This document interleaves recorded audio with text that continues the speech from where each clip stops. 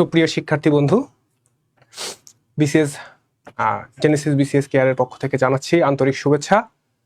আজকে আমি আপনাদের সাথে আছি ভাস্বর রায়, সহকারী প্রকৌশলী বিসিক। আমি আপনাদের বিসিএস জার্নির সহযোদ্ধা। আজকে আমরা শুরু করতে যাচ্ছি সাধারণ বিজ্ঞানের একটি মাস্টার ক্লাস। বিসিএস প্রিলিমিনারি পরীক্ষায় আমরা জানি যে 200 মার্কের একটি অত্যন্ত প্রতিযোগিতামূলক পরীক্ষা। এই পরীক্ষায় আমাদের সাধারণ বিজ্ঞান যে অংশটি রয়েছে সেখান থেকে 15 মার্কের প্রশ্ন হয়ে থাকে। এই 15 মার্ক আমরা দেখা যায় যে অনেকেই সায়েন্স ব্যাকগ্রাউন্ড থেকে আসি না, অনেকে অন্যান্য ব্যাকগ্রাউন্ড থেকেও এসে থাকি। তো ফলে আমাদের অনেকের ক্ষেত্রেই এই সায়েন্সটা অনেকটা ভীতির জায়গা, আবার অনেকের ক্ষেত্রে এটা সফলতার জায়গাও হতে পারে। তো আমাদের সবসময় টার্গেট থাকবে যে এই সাধারণ বিজ্ঞান যে অংশ রয়েছে সেখানে মোটামুটি 10-এর উপরে যে মার্ক 12-13 মার্ক নিয়ে আসার চেষ্টা করতে হবে, এবং এটা অত্যন্ত সহজ। আমরা আজকে একটা প্রস্তুতিমূলক ক্লাস করব, ওভারভিউ করব, পুরো সিলেবাস সম্পর্কে একটা বেসিক ধারণা নেওয়ার চেষ্টা করব যে এখানে আসলে আমরা কোন অংশের উপর বেশি গুরুত্ব দেওয়ার মাধ্যমে বেশি মার্ক নিয়ে আসতে পারি। তো আমরা শুরু করতে পারি। নম্বর বন্টনের দিকে যদি দেখি, আমাদের সাধারণ বিজ্ঞান অংশে মোট 15 নম্বর বরাদ্দ রয়েছে, যেটি 3 ভাগে বিভক্ত, যেখানে রয়েছে ভৌত বিজ্ঞান, জীববিজ্ঞান এবং আধুনিক বিজ্ঞান। প্রত্যেক ভাগের জন্য বরাদ্দকৃত নাম্বার হচ্ছে 5। তবে আমরা কিছু প্রশ্ন অ্যানালাইসিসের মাধ্যমে দেখতে পারি যে পূর্ণমান 5 থাকলেও, আমি নম্বর বন্টন যদি দেখি, রিসেন্ট যেই 3টি বিসিএস হয়েছে অর্থাৎ 45, 46 এবং 47, সেখানে ভৌত বিজ্ঞান অংশ থেকেই প্রশ্ন এসেছে 25টি, অর্থাৎ টোটাল 3 বিসিএস এ 45টি প্রশ্নের মধ্যে প্রশ্ন এসেছে 25টি। অর্থাৎ ভৌত বিজ্ঞান অংশেই আমাদের বেশি প্রশ্ন আসতেছে, এই বিষয়টা আমাদের মোটামুটি ক্লিয়ার আমরা। আচ্ছা, এবং জীববিজ্ঞান অংশ থেকে ওর চেয়ে কম, অর্থাৎ 13 মার্ক, এবং আধুনিক বিজ্ঞান যে অংশ রয়েছে সেখান থেকে 7 মার্ক প্রশ্ন আসছে। অর্থাৎ আমাদের যদি সবখানে গুরুত্ব সমান দেই তাহলে হবে না। আমাদের বেশি মার্ক তুলে আনতে চাইলে আমাদের ভৌত বিজ্ঞান অংশে গুরুত্ব প্রদান করা ছাড়া কোনো বিকল্প নেই। এই বিষয়টি আপনাদের আমি বোঝানোর চেষ্টা করেছি। তো সিলেবাসের যদি অংশটির দিকে তাকাই, পদার্থের গঠন ও ভৌত অবস্থা, এখান থেকে যে প্রশ্নগুলো হচ্ছে সেটা দেখা গেছে অ্যাটমের গঠন থেকে প্রশ্ন হয়েছে। অর্থাৎ অ্যাটম বলতে এখানে আমরা পরমাণুকে বুঝছি। তো পরমাণুর মধ্যে আমাদের কি কি থাকে? পরমাণুর মধ্যে আমাদের নিউক্লিয়াস থাকে, নিউক্লিয়াসে আমাদের প্রোটন থাকে এবং নিউট্রন থাকে, এবং এর যে আউটার লেয়ার, বিভিন্ন সেলের মধ্যে ইলেকট্রনগুলো থাকে বিভিন্ন লেয়ারে। অর্থাৎ এবং পরমাণুর মডেল রয়েছে আমাদের, বিভিন্ন রকম মডেল রয়েছে। যেমন প্রথমের মডেলটি হচ্ছে রাদারফোর্ডের মডেল, তারপর নিলস বোরের মডেল, এবং এখন বিভিন্ন ধরনের আধুনিক মডেল রয়েছে। এগুলো সম্পর্কে আমাদের পরিষ্কার ধারণা থাকতে হবে, তাহলে আমরা অ্যাটমের গঠন এই অংশে ভালো করতে পারবো। মৌলিক কণা সম্পর্কে আসছে আমাদের। মৌলিক কণা তো আমি এখানে আমরা চিত্রের মাধ্যমে দেখলাম যে প্রোটন, নিউট্রন, ইলেকট্রন, এগুলো আমাদের মৌলিক কণা। এই মৌলিক কণাগুলোর বৈশিষ্ট্য কি? এবং প্রোটনের চার্জ হচ্ছে পজিটিভ, ইলেকট্রনের চার্জ হচ্ছে নেগেটিভ, নিউট্রনের চার্জ হচ্ছে 0, অর্থাৎ এটা নিউট্রাল। তাদের চার্জের মানগুলো সম্পর্কে আমাদের ধারণা রাখতে হবে। তাদের চার্জ কত কুলম, এটা সম্পর্কে পরিষ্কার ধারণা রাখতে হবে। আমাদের ধাতব পদার্থ এবং তাদের যৌগসমূহ নিয়ে প্রশ্ন আসছে। এখন ধাতব পদার্থ সম্পর্কে আমাদের ক্লিয়ার ধারণা থাকতে হবে যে ধাতব পদার্থ, আমরা তো জানি যে আমরা পর্যায় সারণী সম্পর্কে আমরা জানি যে আমাদের যে বিভিন্ন ধরনের পদার্থ রয়েছে সেগুলো হচ্ছে একটা ধাতু, একটা হলো অধাতু। তো এই ধাতু যারা আছেন, তো ধাতুর মধ্যে থেকে তাদের যে যৌগগুলো বিভিন্ন গঠিত হয়, তাদের প্রপার্টিস কি, এগুলো থেকে আমাদের প্রশ্ন চলে আসতে পারে। এর সম্পর্কে ধারণা রাখতে হবে। এছাড়াও প্রশ্ন আপাতত আসেনি কার্বনের বহুমুখী ব্যবহার, অধাতব পদার্থ, তবে এগুলো সম্পর্কে আমাদের বেসিক ধারণা রাখতে হবে। পাশাপাশি পরিমাপ ও বিজ্ঞানের ভিত্তি থেকে ভৌত রাশি এবং এর পরিমাপ সম্পর্কে প্রশ্ন এসেছে। ভৌত রাশি আমরা জানি যে 7 ধরনের মৌলিক রাশি আছে, এবং লব্ধ রাশি আছে। এগুলোর মাধ্যমে বিভিন্ন লব্ধ রাশি, মৌলিক রাশিগুলো কি, তাদের ইউনিটগুলো কি, এগুলো সম্পর্কে আমাদের পরিষ্কার ধারণা থাকতে হবে। এবং মৌলিক বল সম্পর্কে এসেছে প্রশ্ন। মৌলিক বল আমরা জানি যে 4 ধরনের বল রয়েছে আমাদের: সবল নিউক্লিয় বল, দুর্বল নিউক্লিয় বল, মহাকর্ষ বল এবং হচ্ছে তাড়িৎচুম্বক বল। এই 4টি বল সম্পর্কে আমাদের পরিষ্কার ধারণা থাকতে হবে। কোন বলের পাল্লা কতটুকু? যেমন মহাকর্ষ বল যে রয়েছে সেটি মহাবিশ্বের যে কোনো দুটি পদার্থের মধ্যে ক্রিয়া করে এবং এই বলের পাল্লা হচ্ছে অসীম। তো এরকম প্রত্যেকটি বল কোন ক্ষেত্রে কাজ করে এটা সম্পর্কে আমাদের পরিষ্কার ধারণা রাখতে হবে। এছাড়া শক্তি ও খনিজ সম্পদ থেকে প্রশ্ন এসেছে, যেখানে পারমাণবিক শক্তির উপরে বেশি গুরুত্ব দেওয়া হচ্ছে। তো আমরা পারমাণবিক শক্তির যে অংশ রয়েছে এখানে আমরা জানি যে পারমাণবিক শক্তি উৎপন্ন করতে গেলে আমাদের ফিশন বিক্রিয়া হয়।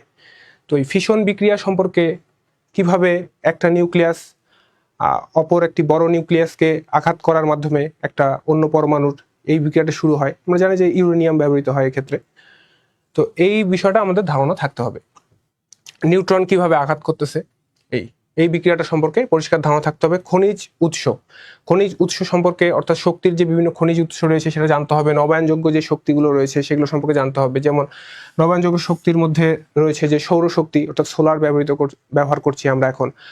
এছাড়া বায়ু শক্তি রয়েছে, পানির প্রবাহকে কাজে লাগিয়ে আমরা জলবিদ্যুৎ উৎপন্ন করে থাকি, সেখানে একটি শক্তি রয়েছে। এগুলো সব আমাদের নবায়নযোগ্য শক্তি, যেগুলোকে আমরা পুনঃ ব্যবহার করতে পারি। এছাড়া তরঙ্গ, তাপ ও আলোক বিজ্ঞান থেকে আমাদের প্রশ্ন হয়েছে। তরঙ্গ এবং শব্দ থেকে প্রশ্ন হয়েছে। এখানে বিভিন্ন মাধ্যমে যে শব্দের বেগ রয়েছে এই বেগটা সম্পর্কে আমাদের ধারণা থাকতে হবে। চলে আসতে পারে আমাদের কোন মাধ্যমে শব্দের বেগ কত, কঠিন মাধ্যমে, তরল মাধ্যমে, বায়বীয় মাধ্যমে কত। এছাড়া তরঙ্গের বৈশিষ্ট্য, তরঙ্গটি হচ্ছে লম্বিক তরঙ্গ নাকি আর তরঙ্গ, এই বিষয়টি সম্পর্কে আমাদের ধারণা থাকতে হবে। এছাড়া তাপ ও তাপগতিবিদ্যা থেকে প্রশ্ন এসেছে, আলোর প্রকৃতি থেকে প্রশ্ন এসেছে। এছাড়া আলোক যন্ত্রপাতি, বিভিন্ন ধরনের যন্ত্রপাতি সম্পর্কে প্রশ্ন এসেছে। এখানে লেন্স নিয়ে প্রশ্ন আসতে পারে, যে উত্তল লেন্স কোথায় ব্যবহৃত হয়, অবতল লেন্স কোথায় ব্যবহৃত হয়, এই বিষয়গুলো আমাদের কিন্তু পরিষ্কার ধারণা রাখতে হবে। এছাড়াও তড়িৎ ও চুম্বক বিজ্ঞান থেকে প্রশ্ন হয়েছে চৌম্বকত্ব থেকে, অর্থাৎ এখানে বিভিন্ন ধরনের যে চৌম্বকত্ব রয়েছে, অর্থাৎ ফেরোচুম্বক কোনটি, ডায়াম্যাগনেটিক কোনটি, প্যারাম্যাগনেটিক কোনটি, এই বিষয়গুলো সম্পর্কে আমাদের ধারণা থাকতে হবে এদের উদাহরণ সহ। তাহলে কিন্তু আমরা এই অংশে ভালো করতে পারবো। এছাড়া তড়িৎ চুম্বক সম্পর্কে প্রশ্ন এসেছে। তড়িৎ চুম্বক এটি হচ্ছে তড়িৎ চুম্বক যে বল রয়েছে সেই সম্পর্কে আমাদের ধারণা থাকতে হবে, ইউনিটগুলো সম্পর্কে ধারণা থাকতে হবে। এছাড়া তড়িৎ কোষ থেকে এখনো প্রশ্ন দেখা যাচ্ছে না, তবে আসতে পারে। ট্রান্সফরমার থেকে প্রশ্ন আসতে পারে, স্টেপ আপ ট্রান্সফরমার কি, স্টেপ ডাউন ট্রান্সফরমার কি, এগুলো সম্পর্কে ধারণা থাকতে হবে। এছাড়া রসায়ন ও রাসায়নিক বিজ্ঞান যে অংশটি রয়েছে সেখানে অ্যাসিড, ক্ষার, লবণ, এখান থেকে প্রশ্ন এসেছে। অজৈব যৌগ থেকে প্রশ্ন এসেছে। এগুলো সম্পর্কে আমাদের কিন্তু পরিষ্কার ধারণা থাকতে হবে।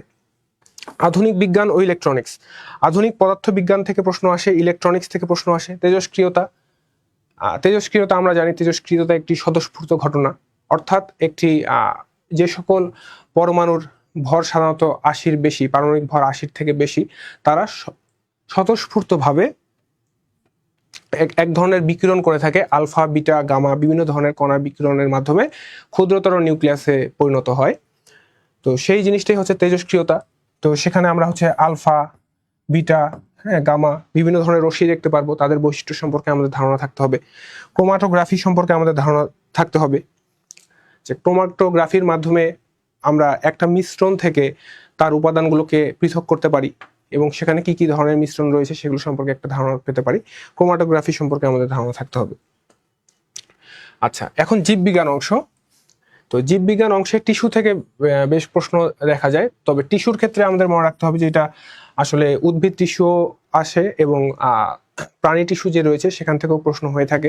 কোন ধরনের টিস্যুর বৈশিষ্ট্য কি, এগুলো সম্পর্কে আমাদের ধারণা থাকতে হবে। এই যে অ্যানিমেল টিস্যুর কথা বলেছে এখানে। জেনেটিক্স সম্পর্কে আমাদের ধারণা থাকতে হবে। জেনেটিক্সে বিভিন্ন ডিসঅর্ডার রয়েছে, সেগুলো সম্পর্কে ধারণা থাকতে হবে আমাদের। এছাড়াও বেসিক যেই পড়াটা প্রয়োজন আর কি, সেটা সম্পর্কে ধারণা থাকতে হবে।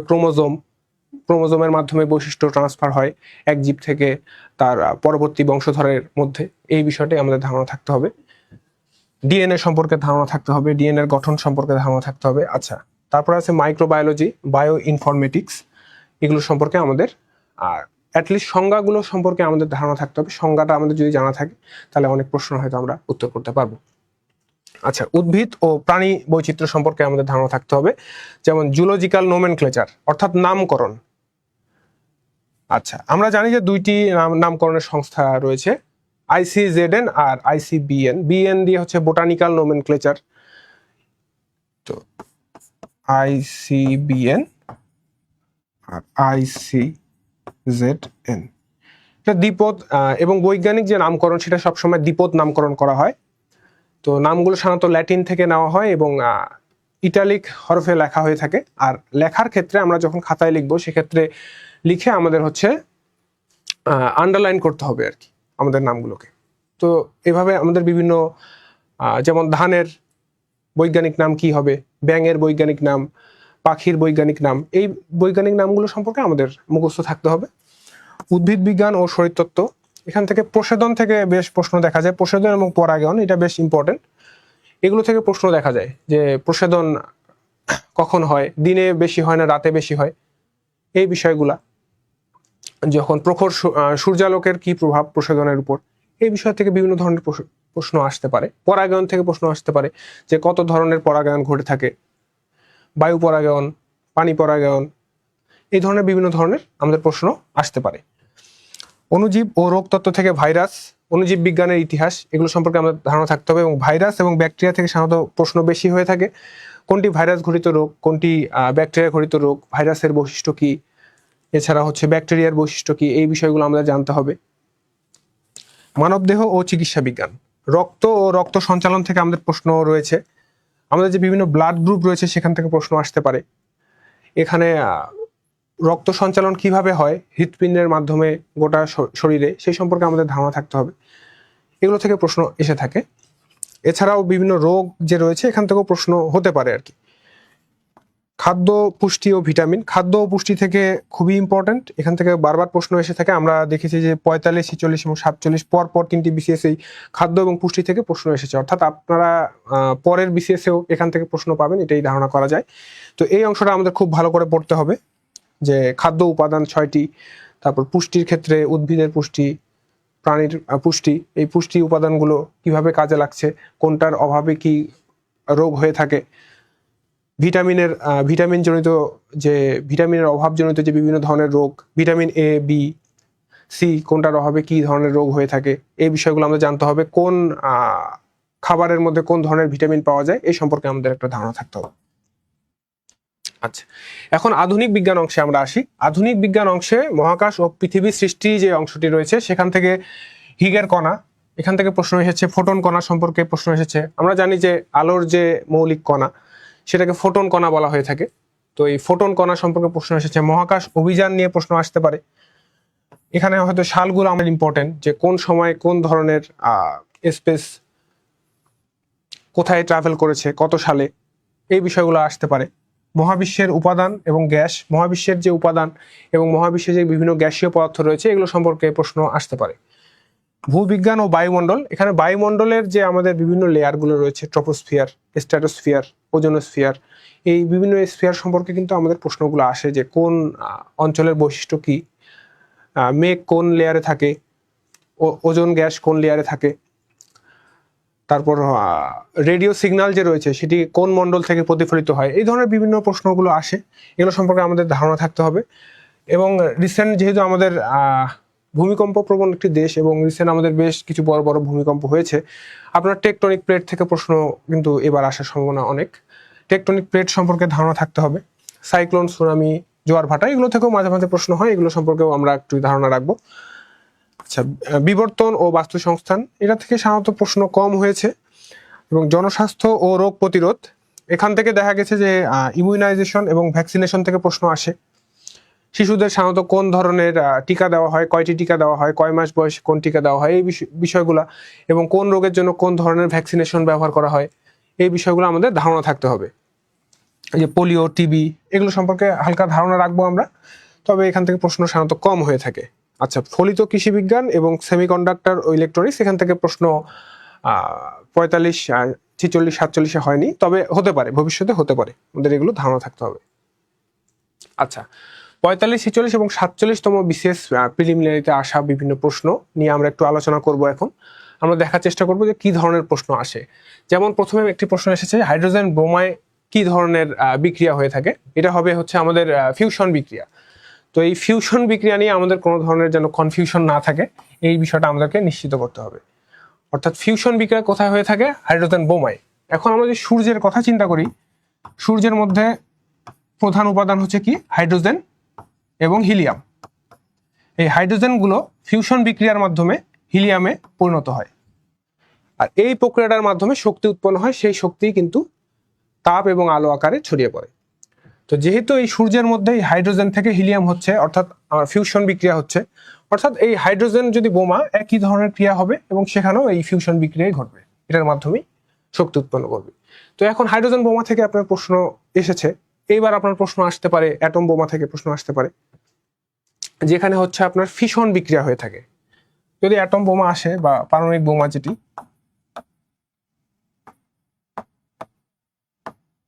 তাহলে আমাদের এখানে হবে হচ্ছে ফিশন বিক্রিয়া। ফিশন বিক্রিয়া ঘটবে। প্রকৃতিতে মৌলিক বল কয়টি? আমরা জানি যে এখানে 4টি। এই 4টি বল সম্পর্কে আমি কিছুক্ষণ আগে একটু আলোচনা করেছিলাম। 4টি বল হচ্ছে সবল নিউক্লিয় বল, দুর্বল নিউক্লিয় বল, এছাড়া মহাকর্ষ বল, তাড়িৎ চুম্বক বল, এগুলো সম্পর্কে আমাদের ধারণা থাকতে হবে। আর্সেনিকের পারমাণবিক সংখ্যা কত? এখানে পারমাণবিক সংখ্যা বলতে আমাদের কি বোঝায়? পারমাণবিক সংখ্যা বলতে বোঝায় এই যে আমি যদি একটা পরমাণু আঁকি, এখানে প্রোটন আছে, নিউট্রন আছে এবং বাইরে থাকে আমাদের হচ্ছে ইলেকট্রন।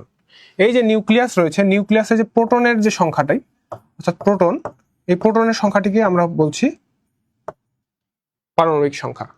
তো এখানে আর্সেনিকের পারমাণবিক সংখ্যা এসেছে, আপনাদের যে কোনো মৌলের পারমাণবিক সংখ্যা আসতে পারে। এগুলো সম্পর্কে আমাদের একটু মুখস্থ রাখতে হবে। হিলিয়াম সাধারণত আসে, হিলিয়াম, তারপরে আপনার nitrogen, oxygen, fluorine, chlorine, bromine, বিভিন্ন ধরনের আসতে পারে। ফোটন শক্তি, অর্থাৎ ফোটন যে রয়েছে, আলোর যে মৌলিক কণা, এই ফোটনের শক্তিকে E=hc/λ দ্বারা প্রকাশ করা হয়, যেখানে h হচ্ছে প্লাঙ্কের ধ্রুবক, c হচ্ছে আলোর বেগ এবং ল্যামডা হচ্ছে আলোর তরঙ্গ দৈর্ঘ্য। তো এই ইকুয়েশনটা আমাদের মুখস্থ থাকতে হবে। এবং আমরা জানি যে আরেকটি ফেমাস ইকুয়েশন রয়েছে, সেটি হলো E=mc², যেটাকে ভর শক্তির সমীকরণ বলা হয়, যেখানে m হচ্ছে বস্তুর ভর এবং E হচ্ছে সেই বস্তু থেকে নির্গত শক্তি। আচ্ছা, সোডিয়াম ক্লোরাইড এর কেলাসের গঠন কিরূপ? সোডিয়াম কেলাসের গঠন হবে সোডিয়াম ক্লোরাইডের পৃষ্ঠতল কেন্দ্রিক ঘনকাকৃতির। অর্থাৎ আমাদের যে কেলাসের গঠন রয়েছে, এখানে আমাদের সাধারণত 3 ধরনের কেলাসের গঠন দেখা যায়। এফসিসি, যেটা হচ্ছে ফেস সেন্ট্রিক, যেটা ওই যে পৃষ্ঠতল কেন্দ্রিক, যেটা এখানে বলা হয়েছে face centric, cubic, FCC, BCC, আর হচ্ছে এইচসিপি। তো এই ধরনের যে বিভিন্ন পৃষ্ঠতলের যে রয়েছে কিউবিকের ক্ষেত্রে, সেগুলো সম্পর্কে আমাদের ক্লিয়ার ধারণা থাকতে হবে যে কোনটার উদাহরণ কি হবে। Face centric cubic, base centric cubic, তারপরে হচ্ছে হেক্সাগোনাল, ক্লোজ প্যাক্ট, এগুলো সম্পর্কে আমাদের ক্লিয়ার একটি ধারণা থাকতে হবে, কোনটার উদাহরণ কি, এগুলো মুখস্থ রাখতে হবে, তাহলে আমরা ভালো করতে পারবো। ধাতব পদার্থ এবং তাদের যৌগসমূহ থেকে একটি প্রশ্ন এসেছে, কোন ধাতু পানিতে ফেললে আগুন ধরে যায়? অর্থাৎ উত্তর হয়েছে সোডিয়াম। অর্থাৎ এখানে ক্ষার ধাতু থেকে প্রশ্ন এসেছে আমাদের। ক্ষার ধাতু মনে রাখার জন্য আমাদের একটা ট্রিক্স রয়েছে, সেটা আমরা বলে থাকি যে হিলি নাকে ছেঁচে ফেলেছে। এটা আমরা একটা মজা করে মনে রাখতে পারি যে hydrogen, lithium, sodium, potassium, caesium, francium. তো এগুলো সাধারণত হচ্ছে ক্ষার ধাতু। তো হাইড্রোজেনটাকে ধাতু হিসেবে চিন্তা করা হয় না। এই ক্ষার ধাতু যে রয়েছে, এই ক্ষার ধাতুগুলো অনেক রিঅ্যাক্টিভ, এগুলো পানির সাথে খুব দ্রুত বিক্রিয়া করে। এই জন্য এই সোডিয়ামকে যখন আমরা পানির মধ্যে ফেলে দিই, তখন পানির সাথে বিক্রিয়া করে দ্রুত হচ্ছে এখানে প্রচুর পরিমাণ তাপ উৎপন্ন হয়, সোডিয়াম হাইড্রোক্সাইড উৎপন্ন হয়, এর ফলে দেখা যায় যে আগুন ধরে যায়। তো এখন সোডিয়াম থেকে প্রশ্ন এসেছে, পরের বার হয়তো পটাশিয়াম থেকে প্রশ্ন আসতে পারে, আমরা এই বিষয়গুলো হচ্ছে প্রিপারেশনে রাখবো। উড়োজাহাজের গতি নিয়ন্ত্রক যন্ত্রের নাম রয়েছে হচ্ছে ট্যাকোমিটার। তো এরকম বিভিন্ন ধরনের যন্ত্র রয়েছে। উচ্চতা পরিমাপের জন্য আমাদের অল্টিমিটার রয়েছে, সাউন্ড পরিমাপের জন্য অডিওমিটার, এরকম বিভিন্ন ধরনের যে মিটারগুলো রয়েছে, এগুলো সম্পর্কে আমাদের ধারণা থাকতে হবে। বায়ুর চাপ নির্ণয়ের যন্ত্র হচ্ছে ব্যারোমিটার, তাপমাত্রা তো আমরা জানি থার্মোমিটার। তো এরকম বিভিন্ন যে মিটারগুলো রয়েছে, এগুলো সম্পর্কে ধারণা থাকতে হবে, তাহলে আমরা প্রশ্নগুলো উত্তর পারব। আচ্ছা, বিরল খনিজ ধাতু সম্পর্কিত কোন তথ্যটি সঠিক? এর হচ্ছে অসাধারণ চৌম্বক ধর্ম রয়েছে। তো বিরল খনিজ পদার্থগুলো সাধারণত ল্যান্থেনাইট গ্রুপের হয়ে থাকে। তো ল্যান্থেনাইট গ্রুপগুলো হচ্ছে ডি ব্লক মৌলেরই একটা অংশ। তো তাদের হচ্ছে অসাধারণ চৌম্বক ধর্ম রয়েছে, অর্থাৎ আমাদের তাদের বৈশিষ্ট্যগুলো সম্পর্কে ধারণা থাকতে হবে। এবার দেখা গেছে যে অ্যাক্টিনাইট সম্পর্কে প্রশ্ন আসতে পারে। নিচের কোনটি সিরামিক উপাদানের প্রধান কাঁচামাল? প্রধান কাঁচামাল আমরা দেখতে পারলাম হচ্ছে সিলিকন ডাইঅক্সাইড। তো কাঁচ যেই হয়, কাঁচের ক্ষেত্রেও কিন্তু আমাদের এই বালি, যেটা সিলিকন ডাইঅক্সাইড হচ্ছে বালি, এই বালিটা কিন্তু খুবই গুরুত্বপূর্ণ এবং কাঁচ তৈরিতেও কিন্তু বালি ব্যবহৃত হয় এবং বিভিন্ন ধাতুর কিন্তু সিলিকেটই হচ্ছে কাঁচ। তো এইভাবে করে আমাদের বৈশিষ্ট্যগুলো জানা থাকতে হবে, কাঁচের উপাদান, সিরামিকের উপাদান। আচ্ছা, তরঙ্গ শব্দ থেকে প্রশ্ন এসেছে আলট্রাসোনোগ্রাফিতে শব্দের ব্যবহৃত কম্পাঙ্ক কত? এখন আমরা বিভিন্ন যে আমাদের রোগ নির্ণায়ক যে যন্ত্রগুলো রয়েছে তাদের কোনখানে কত ফ্রিকোয়েন্সি ব্যবহার করা হচ্ছে এগুলো সম্পর্কে আমাদের পরিষ্কার ধারণা থাকতে হবে। যেমন এটা একটা মুখস্থ নির্ভর প্রশ্ন যে 1 থেকে 10 মেগাহার্টজ ব্যবহৃত হয়। তো এগুলো আমরা হচ্ছে ভালো করে জেনে রাখবো। তরঙ্গের বেলায় কোনটি সঠিক? তড়িৎ চুম্বক তরঙ্গ আলোর বেগে গমন করে। তো তাড়িৎ চুম্বক তরঙ্গ যেটি রয়েছে সেটি কিন্তু এক আলোই, সেটা প্রকৃতপক্ষে আলোর বেগে গমন করে। তো এটা সম্পর্কে আমাদের কিন্তু ক্লিয়ার ধারণা থাকতে হবে এবং কোন তরঙ্গের বেলায় কি হবে, আর তরঙ্গের বেলায় কি হবে, এই বিষয়গুলো ধারণা থাকতে হবে। যেমন হচ্ছে স্থির তরঙ্গ কখন উৎপন্ন হবে, নিষ্পন্দ বিন্দু, সুস্পন্দ বিন্দু কি, এই ধরনের প্রশ্নগুলো আসতে পারে। নিচের কোনটি চার্লসের সূত্র? এই যে চার্লসের সূত্র সম্পর্কে আমাদের ধারণা থাকতে হবে, অর্থাৎ আদর্শ গ্যাসের যে বিভিন্ন আমাদের সূত্র রয়েছে সেই সূত্রগুলো আমাদের জানতে হবে। যেমন খুব কমন ব্যবহৃত একটা সূত্র হচ্ছে কি, পিভি ইকুয়াল টু এনআরটি। এটা দিয়ে দেখা যাচ্ছে প্রশ্ন আসতে পারে, যেখানে এন হচ্ছে মোল সংখ্যা, আর হচ্ছে মোলার গ্যাস ধ্রুবক, টি হচ্ছে তাপমাত্রা, পি হচ্ছে চাপ, ভি হচ্ছে গ্যাসের আয়তন। তো আপনাকে প্রশ্নে বলে দিতে পারে যে 1 মোল গ্যাসের জন্য এটি কি হবে, তখন এন এর জায়গায় আমরা 1 বসিয়ে দিব, তখন উত্তর হবে পিভি ইকুয়াল টু আরটি। তো এইভাবে আমাদের সূত্রগুলো আমাদের জানা থাকতে হবে যে চার্লসের সূত্র কি। ঠিক আছে, তারপর আলোর প্রকৃতি। আলোর প্রকৃতি কোনটি আলোর প্রাথমিক রং হিসাবে বিবেচনা করা হয় না? এটা হচ্ছে হলুদ। তো আমরা জানি যে লাল, নীল, সবুজ এগুলো হচ্ছে মৌলিক রং। তো এগুলো বাদ দিয়ে যে রংগুলো রয়েছে সেগুলোকে মৌলিক রং হিসেবে বিবেচনা করা হয় না, এখানে হলুদ। আচ্ছা, কোন স্পেস টেলিস্কোপ 2021 সালে হাবল টেলিস্কোপের স্থলাভিষিক্ত হয়? উত্তর হবে হচ্ছে জেমস ওয়েব। তো এই ধরনের, অর্থাৎ আলোক যে বিভিন্ন যন্ত্রপাতি রয়েছে সেটা কোন কাজে কোনটি ব্যবহৃত হচ্ছে, এই টেলিস্কোপগুলো সম্পর্কে আমাদের বেসিক যে নলেজ সেটা রাখতে হবে, যে কোনটি কত সালে হয়, কোনটির পরে কোনটি আসে, ডেভেলপমেন্টটা কিভাবে হয়, এগুলো মনে রাখতে হবে। এই যে জেমস ওয়েব টেলিস্কোপ কোন ধরনের রেডিয়েশন ব্যবহার করে, আবার একটি প্রশ্ন রয়েছে। অর্থাৎ জেমস ওয়েব থেকে কিন্তু আমরা প্রশ্ন পাচ্ছি, তাহলে এটা আমরা ভালোভাবে প্রিপারেশন নিব। এখান থেকে ইনফ্রারেড রশ্মি ব্যবহার করা হয় সেটি সম্পর্কে বলা হয়েছে। তড়িৎ চুম্বক, ইথার সম্পর্কে কোনটি মিথ্যা? এ মাধ্যম ছাড়া তাড়িৎ চুম্বক তরঙ্গ সঞ্চালন সম্ভব নয়। অর্থাৎ ইথার প্রথমে চিন্তা করা হয়েছিল যখন আলোকে তরঙ্গ হিসেবে চিন্তা করা হয়, তখন চিন্তা করা হয় যে আলো সঞ্চালনের জন্য একটি মাধ্যমের প্রয়োজন, সেই মাধ্যমকে চিন্তা করা হয় যে ইথার। পরবর্তীতে বিজ্ঞানী মাইকেলসন মরলি পরীক্ষা করে দেখান যে ইথার বলে কোনো কিছু হয় না। তো আমাদের এটা জানা থাকতে হবে যে এটা প্রথমে কেন চিন্তা করা হয়েছিল, যে কোনটি মিথ্যা, তাহলে ইথার যে দরকার নেই এটাই আমাদের জানতে হবে। আচ্ছা, টেলিভিশনে যে তরঙ্গ ব্যবহৃত হয় সেটি হচ্ছে রেডিও ওয়েভ। অর্থাৎ টেলিভিশন সিগন্যাল এক স্থান থেকে আরেক স্থানে ট্রান্সমিট করার জন্য আমাদের যে ওয়েভটা ব্যবহৃত হয় সেটা হচ্ছে রেডিও ওয়েভ। এছাড়াও আমাদের বিভিন্ন ধরনের ওয়েভ রয়েছে, আমরা জানি মাইক্রোওয়েভ, তাই না?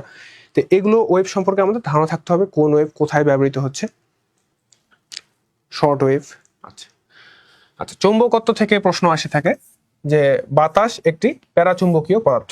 তো বাতাস কোন ধরনের পদার্থ? এখানে প্যারাচুম্বকীয় পদার্থ। তাহলে প্যারাচুম্বক পদার্থ সম্পর্কে আমাদের ধারণা থাকতে হবে, তার উদাহরণ কোনগুলো, ডায়াচুম্বক পদার্থ কোনগুলো, এগুলো সম্পর্কে কিন্তু আমাদের একটা ক্লিয়ার ধারণা রাখতে হবে, তাহলেই কিন্তু আমরা এই ধরনের প্রশ্নের উত্তরগুলো করতে পারবো। অ্যাসিড, ক্ষার, লবণ। আচ্ছা, এখানে পিএইচ থেকে প্রশ্ন আসে। পিএইচ যে স্কেল রয়েছে, পিএইচ এর সর্বোচ্চ মান হচ্ছে, আমরা যে পিএইচ স্কেল ব্যবহার করি সর্বোচ্চ মান হচ্ছে 14, সর্বনিম্ন মান চিন্তা করা হয় 10। তো এইখানে আমাদের পিএইচ স্কেল সম্পর্কে ধারণা থাকতে হবে যে পিএইচ স্কেলের মান শুরু হবে 0 থেকে 14 পর্যন্ত, আর 7 হচ্ছে একটা নিউট্রাল পয়েন্ট, যেটা চিন্তা করা হয় যে নিরপেক্ষ। যতই 0-র কাছাকাছি আসবে ততই হচ্ছে অ্যাসিডিক, যতই উপরের দিকে যাবে এটা ক্ষারধর্মী হবে, আর যতই নিচের দিকে আসবে এটা অ্যাসিড ধর্মী হবে। তো এই বিষয়টা সম্পর্কে আমাদের ক্লিয়ার ধারণা থাকতে হবে। এই জন্যই বলছে যে সর্বোচ্চ মান কত, তা সর্বোচ্চ মান এই স্কেলে 14 পর্যন্ত রয়েছে, সর্বনিম্ন মান হয়তো আপনার প্রশ্নে আসতে পারে, তখন আপনি 0 দিবেন। ধাতব কার্বনেটের সাথে অ্যাসিডের বিক্রিয়া কি উৎপন্ন হয়? এখানে উত্তর হচ্ছে সবগুলোই। অর্থাৎ ধাতব কার্বনেটের যে বিক্রিয়াগুলো, এই বিক্রিয়াগুলো আমাদের জেনে রাখতে হবে যে কোন বিক্রিয়া থেকে কি কি উৎপন্ন হয়। লবণ, পানি, কার্বন ডাই অক্সাইড। আচ্ছা, ফিটকিরিতে কত অণু পানি থাকে? এটা 24 অণু। ফিটকিরির যে সংকেত রয়েছে, এরকম যে বড় বড় যৌগগুলো যেগুলো রয়েছে, সেগুলোর সংকেতগুলো আমরা জানবো, তখন সেখানে যে পানি থাকে, কেলাস গঠনের জন্য যে পানিটা প্রয়োজন হয়, তাহলে সেই পানির সংখ্যাটা আমরা পারবো। সাথে এটা আমাদের মুখস্থ করতে হবে। যেমন একটা উদাহরণ যদি আমি বলি, সেখানে হচ্ছে জিঙ্ক সালফেট যে আছে, জিঙ্ক সালফেটের সাথে কিন্তু 10 অণু পানি থাকে। তো এবার হয়তো এই ধরনের প্রশ্ন আসতে পারে আপনাদের। তো এই বিষয়গুলো সম্পর্কে আমাদের হচ্ছে ক্লিয়ার একটি ধারণা রাখতে হবে। প্রাকৃতিক ইউরেনিয়ামে শতকরা কত ভাগ? ইউরেনিয়াম 238 আইসোটোপ থাকে। তো এটা কত কত থাকে আমাদের হচ্ছে 99.3%। তো প্রাকৃতিকভাবে কিন্তু 238ই বেশি থাকে। পরবর্তীতে এই 238 থেকে আমাদের এই যে বাকি যে অংশটি রয়েছে, সেখান থেকে কিন্তু যে 235, সাধারণত এটাই কিন্তু পারমাণবিক চুল্লিতে শক্তি উৎপাদনে বা পারমাণবিক বোমা তৈরিতে ব্যবহৃত হয়। এই 235টাকে আলাদা করে নেওয়া হয়। এটাকেই বলা হয় এনরিচমেন্ট, অর্থাৎ এর পরিমাণটাকে বাড়ানো হয়। এটা বাড়ানো ছাড়া কিন্তু আমরা এই কাজগুলো করতে পারবো না, এটা জানতে হবে আমাদের। আচ্ছা, কিউআর কোডে কি ব্যবহৃত হয়? এই যে অপটিক্যাল রিডিং। তো কিউআর কোড তো আমরা সবাই ব্যবহার করছি। আমরা বিভিন্ন ভিডিও দেখার ক্ষেত্রে দেখা যায় যে কিউআর কোড দেওয়া থাকে, অনেক সময় বইয়ের মধ্যে একটা লিঙ্কে চলে যায়, তো লিঙ্কগুলো দেওয়া থাকে। তো কিউআর কোডে কি ব্যবহৃত হয়? Optical reading. অর্থাৎ আমাদের কিউআর কোডটা স্ক্যান করতে গেলে আমাদের কি করতে হয়? মোবাইল দিয়ে ধরতে হয় তার সামনে, অর্থাৎ এখানে আলোর একটা বিষয় রয়েছে। অপটিক্যাল রিডিং এখানে ব্যবহৃত হচ্ছে।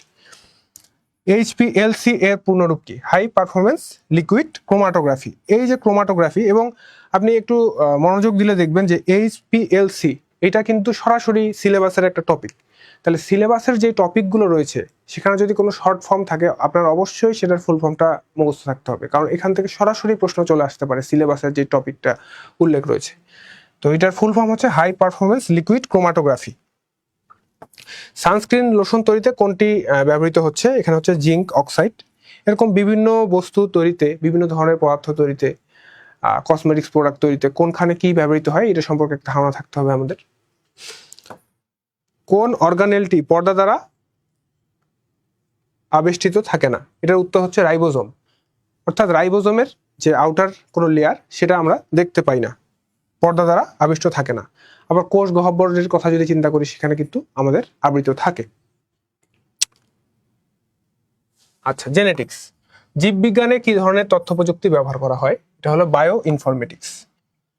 অর্থাৎ জীববিজ্ঞানের জন্য যে ধরনের তথ্য প্রযুক্তি আমরা ব্যবহার করতেছি, সেটার হচ্ছে সংজ্ঞা থেকে প্রশ্ন আসছে, সেটাকে আমরা কিন্তু বলতেছি বায়ো ইনফরমেটিক্স। তাহলে এটা সম্পর্কে আপনাদের ধারণা থাকতে হবে, সংজ্ঞাগুলো আমাদের স্পষ্ট ধারণা থাকতে হবে, তাহলে আমরা পারবো জেনেটিক ইঞ্জিনিয়ারিং কি, এই বিষয়গুলো। তারপর মানুষের দেহকোষে ক্রোমোজোমের সংখ্যা, এটা মুখস্থ থাকতে হবে। আমরা জানি যে 23 জোড়া ক্রোমোজোম থাকে, সেইটার মধ্যেই হচ্ছে মানুষের যে বৈশিষ্ট্য, সমস্ত বৈশিষ্ট্য সেখানে এনকোডেড থাকে। তো ওই 23 জোড়া মানে হচ্ছে 46টি। এরকম বিভিন্ন প্রাণীর, তো মানুষ আসছে, এবার আপনার পিঁপড়া আসতে পারে, পিঁপড়ায় কত জোড়া ক্রোমোজোম থাকে, এরকমভাবে প্রশ্নটি হতে পারে। আচ্ছা, দ্বিপদ নামকরণে দ্বিতীয় নামটি কি নির্দেশ করে? দ্বিপদ নামকরণে দুটি অংশ থাকে, প্রথম অংশটি হচ্ছে গণ, দ্বিতীয় অংশটি হচ্ছে প্রজাতি। ক্যারোলাস লিনিয়াস এই দ্বিপদ নামকরণ প্রবর্তন করেন, ঠিক আছে। একটি প্রথম হচ্ছে গণ, তারপরে অংশ হচ্ছে প্রজাতি। তো এই প্রজাতি অংশ নিয়েই প্রশ্নটা এসেছে। এই নেসেসারি ইভিল কি? আমি বলেছিলাম যে পোসেডন থেকে প্রশ্ন আসে, তো পোসেডনকে বলা হচ্ছে নেসেসারি ইভিল। তো কেন ইভিল বলা হচ্ছে? এটা পোসেডনের মাধ্যমে একটি উদ্ভিদ থেকে তার পাতার মাধ্যমে কিন্তু পানি যে রয়েছে সেটা পরিবেশের মধ্যে চলে যায়, পানিটা চলে যায়। তো পানি যদি চলে যায়, উদ্ভিদ তো তাহলে শুকিয়ে যাবে। কিন্তু উদ্ভিদের যে পাতার মধ্যে আমরা জানি যে খাদ্য তৈরি হয়, তো খাদ্যও তৈরি করতে হবে, এবং খাদ্য তৈরির জন্য পাতার একটা নির্দিষ্ট টেম্পারেচার বজায় রাখতে হবে। এই জন্য পাতাটা ঠান্ডাও করা প্রয়োজন। এই জন্য কিন্তু পানি সেখান থেকে ক্রমাগত বাইরে চলে যায় এবং পাতাটা ঠান্ডা থাকে। তাহলে এটা একদিকে ইভিল, আবার একদিকে আবার প্রয়োজনীয়। এই জন্য এটা কিন্তু নেসেসারি ইভিল। এবং প্রসাধন না হলে কিন্তু দেখা গেছে মূলের মাধ্যমে পানিটা উপরের দিকে আসবে না, এটা একটা কিন্তু টান তৈরি করে উপরের দিকে। আচ্ছা, ভাইরাস, গমের মোজাইক ভাইরাস কিভাবে ছড়ায়? এটা হলো মাইটের মাধ্যমে। তাহলে কোন ধরনের ভাইরাস, যে মোজাইক ভাইরাস, কোন ধরনের ভাইরাস কিভাবে ছড়ায়, কার পোষককে, কে কার বাহককে, এই বিষয়গুলো সম্পর্কে কিন্তু ধারণা থাকতে হবে। অণুজীব বিজ্ঞানের জনককে, এই যে বিভিন্ন জনক সম্পর্কে প্রশ্ন আসতে পারে আমাদের। তো অণুজীব বিজ্ঞানের জনক হচ্ছে অ্যান্টনি ভন লিউয়েনহুক।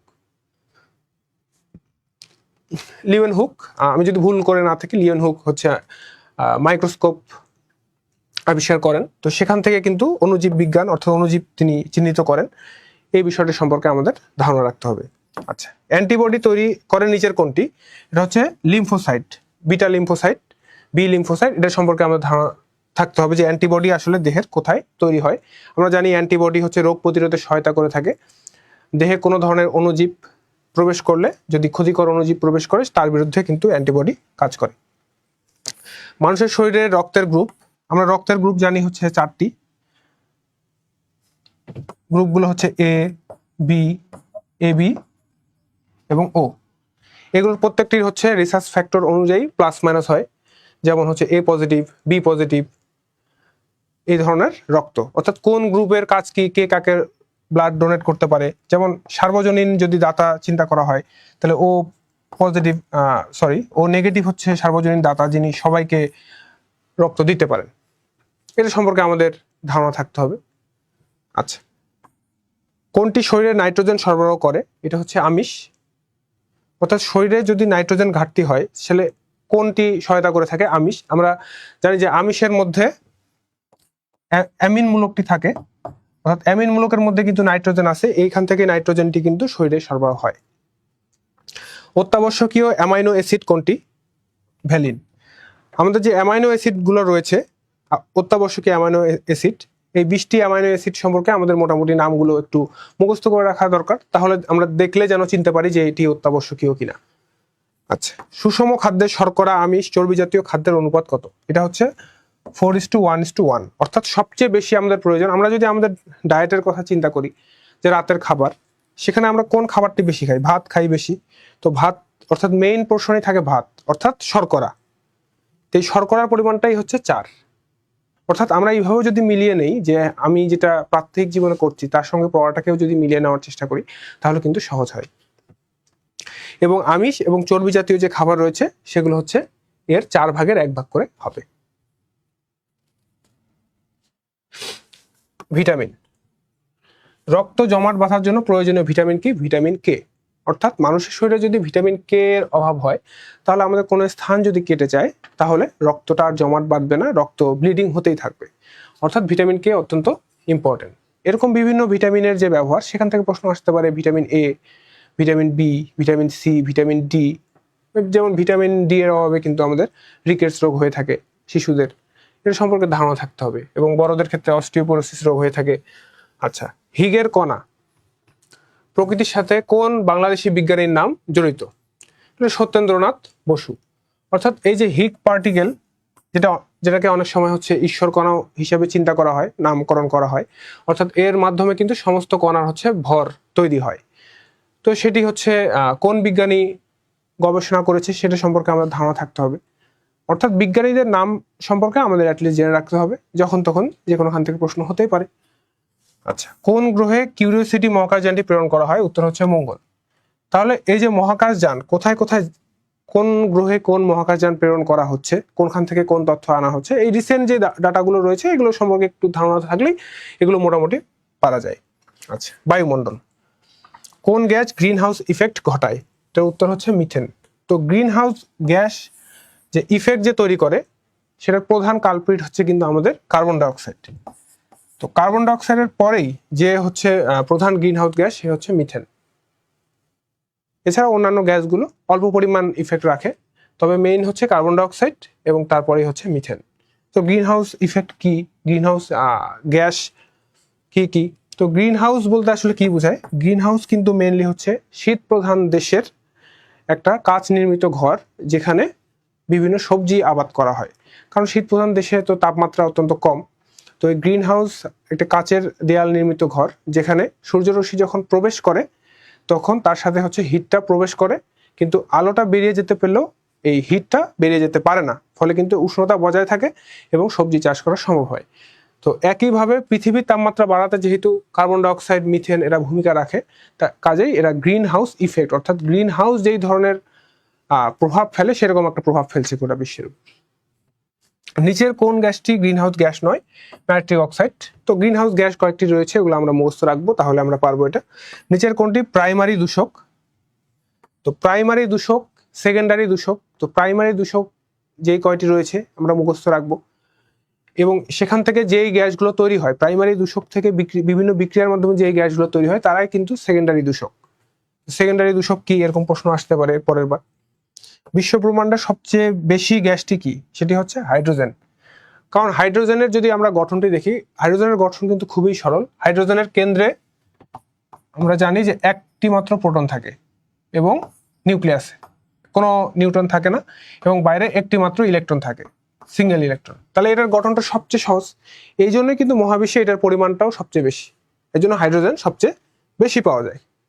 এই ইপিআই এর পূর্ণরূপ কি? Expanded programme on immunization. অর্থাৎ আপনি লক্ষ্য করেন যে ইপিআই কিন্তু সরাসরি আমাদের সিলেবাসের একটা টপিক, এইটার কিন্তু ফুল ফর্ম চলে আসলো। তাহলে আমাদের এটা অত্যন্ত সতর্ক থাকতে হবে যে সিলেবাসের যে টপিকগুলো রয়েছে এটার ফুল ফর্মটা অ্যাটলিস্ট আমরা মনে রাখবো। আচ্ছা, এখানে কিছু নোটের নমুনা দেখানো হয়েছে যে আমরা নোট কিভাবে করতে পারি। যেমন পদার্থের গঠন ও অ্যাটম, এখান থেকে যেমন সৌর মডেল, নিউক্লিয়াস। সৌর মডেল কে দিয়েছে প্রথম, কত সালে দিয়েছে, যে নিউক্লিয়াস আবিষ্কার, কখন নিউক্লিয়াস আবিষ্কার হলো, এটা রাদারফোর্ডের মডেলে যে রয়েছে। আবার বোর মডেল, বোর মডেলের হচ্ছে নির্দিষ্ট কক্ষপথের ধারণা রয়েছে। এভাবে শর্ট নোট করতে পারি। শক্তির শোষণ হয়, বিকিরণ হয়, এই বিষয়গুলো রয়েছে। নির্দিষ্ট কক্ষপথের যে বিষয় রয়েছে এবং নির্দিষ্ট কক্ষপথের শক্তিও নির্দিষ্ট, এই বিষয়টি সম্পর্কে এখানে বলা হয়েছে। ইলেকট্রন বিন্যাস, আচ্ছা, অর্থাৎ যে কোনো যে শক্তি স্তরগুলো রয়েছে, প্রধান শক্তি স্তর, এটি তো হচ্ছে আমাদের নিউক্লিয়াস, প্রোটন নিউট্রন থাকবে। এর বাহিরে যে লেয়ারগুলো রয়েছে, শক্তি স্তর রয়েছে, এখানে সর্বোচ্চ একটার মধ্যে কয়টা ইলেকট্রন থাকতে পারে? এটা সূত্র হচ্ছে আমাদের 2n²। অর্থাৎ প্রথম শেলের জন্য n=1, তাহলে n= যদি 1 বসিয়ে দেই আমরা, তাহলে আমরা পাচ্ছি 2, n এর মান 1² তাহলে আমরা পাচ্ছি 2। অর্থাৎ এই প্রথম যে শক্তি স্তরটি রয়েছে, প্রথম শক্তি স্তরে ইলেকট্রন থাকতে পারবে হচ্ছে সর্বোচ্চ 2টি। সবসময় 2টি থাকতে হবে বিষয়টি এরকম নয়, একটিও থাকতে পারে, দুটিও থাকতে পারে, অর্থাৎ সর্বোচ্চ থাকতে পারবে 2টি। আবার পরেরটার জন্য 2 × 2², তাহলে আমাদের আস্তে আস্তে হচ্ছে 8, অর্থাৎ 8টি। এই শক্তি স্তরে থাকতে পারে সর্বোচ্চ 8টি। তো এইটাই সূত্রটি আমরা হয়তো লিখে রাখতে পারি, পরীক্ষায় প্রশ্ন আসতে পারে। উপস্তরগুলো কি? sp df। মৌলিক কণা হচ্ছে কি? Electron, proton, neutron. কোনটি চার্জ কি? এইভাবে করে আমরা শর্ট নোট করব। শর্ট নোট করার সুবিধা হচ্ছে পরীক্ষার সময় আমাদের এত সময় থাকে না যে আমরা পুরা বইটা রিভাইজ দিব, বা আমি যেখান থেকে পড়েছি পুরোটা দেখে আসব, এটা অনেক সময় সম্ভব হয় না। তো পরীক্ষার সময় আমরা যেন নিশ্চিন্ত থাকতে পারি, একটা সুন্দর রিভাইজ দিতে পারি, পরীক্ষার আগের দিন যেন রিল্যাক্স থাকতে পারি, এই জন্য আমাদের শর্ট নোট করতে হবে। এটা একটা কিন্তু ভালো স্ট্র্যাটেজি। আর না হলে আপনি দেখবেন যে এক বই থেকে একটি পড়েছেন, আরেক বই থেকে আরেকটি পড়েছেন, ফলে এলোমেলো হবে এবং আপনার প্রিপারেশন হবে না, এবং আপনি অনেক টেনশনে থাকবেন, রাতে ঘুম কম হবে, এটার চাপ পড়বে আপনার পরীক্ষায়। এই জন্য আমাদের অত্যন্ত সতর্ক থাকতে হবে এবং শরীরের বিষয়েও সচেতন থাকতে হবে। আমাদের শরীরকে ঠিক রাখতে হবে। পড়াশোনাও যেমন করব, আবার 7-8 ঘন্টা যেন ঘুমটাও নিশ্চিত হয়, এই বিষয়টিও আমরা দেখব। অর্থাৎ একটা ব্যালান্সড ভাবে আমাদেরকে এগিয়ে যেতে হবে, আমাদের ট্রিক্স অ্যাপ্লাই করতে হবে, কৌশলী হতে হবে। এই আচ্ছা, তরঙ্গ, শব্দ ও আলো। তাপমাত্রা 1°C বাড়ালে 0.6 মিটার/সেকেন্ড হারে যে শব্দের বেগ রয়েছে বাতাসে, এটা বৃদ্ধি পায়। অর্থাৎ এই তথ্যটি যদি আমি মনে রাখি, এরকম একটি প্রশ্ন চলে আসলো যে 0°C তাপমাত্রায় বাতাসের শব্দের বেগ 332 মিটার/সেকেন্ড। তাপমাত্রা 6°C বৃদ্ধি করা হলো, এখন বেগ কত হবে? তাহলে আমরা যদি এই ইকুয়েশনটি জানি, তাহলে আমরা সহজেই বের করে ফেলতে পারবো। আচ্ছা, হীরার উজ্জ্বলতা, মরীচিকা, এগুলো পূর্ণ আভ্যন্তরীণ প্রতিফলনের ফলে হয়। তো পূর্ণ আভ্যন্তরীণ প্রতিফলন, যেমন অপটিক্যাল যে ফাইবার রয়েছে সেখানেও কিন্তু পূর্ণ আভ্যন্তরীণ প্রতিফলন হয়। মরীচিকা দেখার ক্ষেত্রেও পূর্ণ আভ্যন্তরীণ প্রতিফলন হয়। তো এই বিষয়টি সম্পর্কে কিন্তু আমাদের ধারণা থাকতে হবে, তাহলে এই উত্তরগুলো পারবো। তরঙ্গ দৈর্ঘ্য, লাল তরঙ্গ দৈর্ঘ্য, লাল আলোর তরঙ্গ দৈর্ঘ্য সর্বোচ্চ, বেগুনি আলোর জন্য তরঙ্গ দৈর্ঘ্য সর্বনিম্ন। এই বিষয়টি সম্পর্কে আমাদের ধারণা থাকতে হবে। এবং তরঙ্গ দৈর্ঘ্যের সাথে কিন্তু শক্তির একটি সম্পর্ক রয়েছে। যখন তরঙ্গ দৈর্ঘ্য বড় হয় সেক্ষেত্রে কিন্তু আমাদের শক্তিটা কম, অর্থাৎ রিভার্স সম্পর্ক, একটা বড় হইলে শক্তিটা কম হবে। তরঙ্গ দৈর্ঘ্য যদি বড় হয় তাহলে শক্তি হবে, সেই আলোর শক্তি হবে কম। আবার তরঙ্গ দৈর্ঘ্য যদি কম হয় তাহলে কিন্তু সেই আলোর শক্তি বেশি হবে, কারণ তরঙ্গ দৈর্ঘ্য কম হলে ফ্রিকোয়েন্সি বেশি হবে, তাহলে সেক্ষেত্রে আমাদের শক্তিটি বেশি হবে। বিক্ষেপণ, তরঙ্গ দৈর্ঘ্য কম হলে আকাশে যে নীল দেখায়। তো বিক্ষেপণ সম্পর্কে আমরা জানতে হবে যে বিক্ষেপণ বিষয়টি কি। একটা ক্ষুদ্র পার্টিকেল যদি হয়, বালিকণা বা পানির কণা, ছোট কণা, সেখানটায় আলো পূর্ণ অভ্যন্তরীণ প্রতিফলনের মাধ্যমে বিভিন্ন দিকে ছড়িয়ে যেতে পারে। তো সেই বিষয়টি কিন্তু বিক্ষেপণ।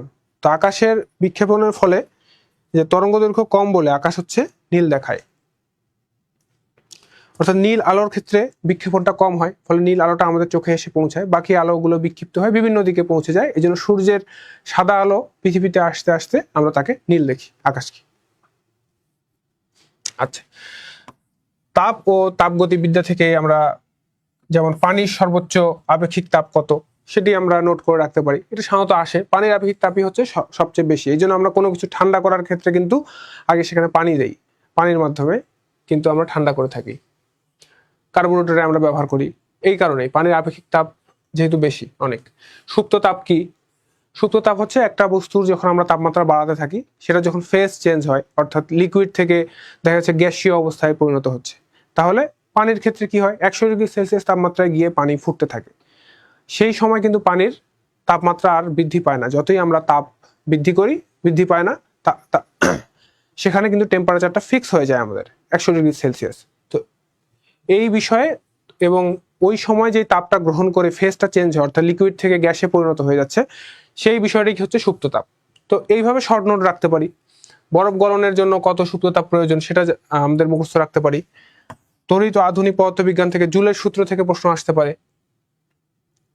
ট্রান্সফরমার থেকে প্রশ্ন আসতে পারে যে এসি ভোল্টেজ পরিবর্তন করে step up step down, step up বলতে কি বোঝায়, স্টেপ ডাউন বলতে কি বোঝায়, অর্থাৎ ভোল্টেজ, ট্রান্সফরমারের কাজ হচ্ছে ভোল্টেজ চেঞ্জ করা। স্টেপ আপ বলতে বোঝায় লো ভোল্টেজকে ট্রান্সফরমার হাই ভোল্টেজে পরিণত করবে, আর স্টেপ ডাউন মানে হাই ভোল্টেজকে লো ভোল্টেজে নিয়ে আসবে। এটাই হচ্ছে ট্রান্সফরমারের কাজ।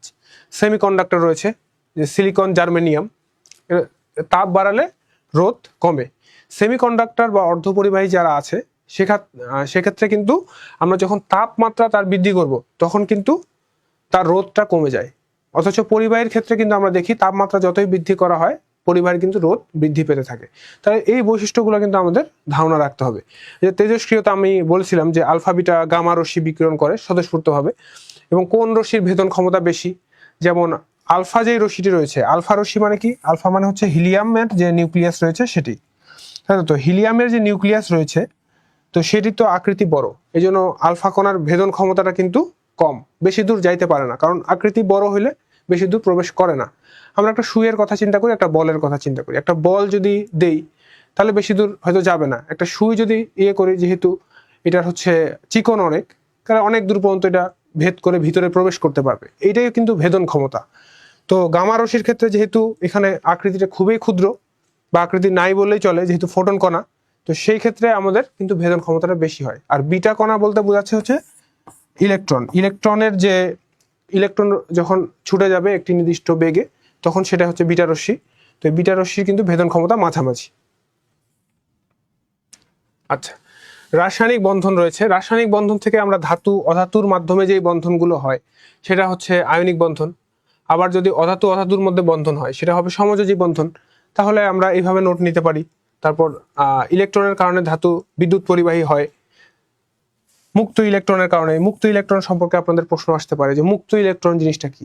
মুক্ত ইলেকট্রন মানে আসলে দেখা যায় যে সোডিয়াম, আমরা সোডিয়াম 11 এর কথা যদি চিন্তা করি, পারমাণবিক সংখ্যা, তো এই সোডিয়ামের যে কক্ষপথ আছে, শেষ কক্ষপথ যেটি রয়েছে, তো শেষ কক্ষপথে একটা মাত্র ইলেকট্রন রয়েছে।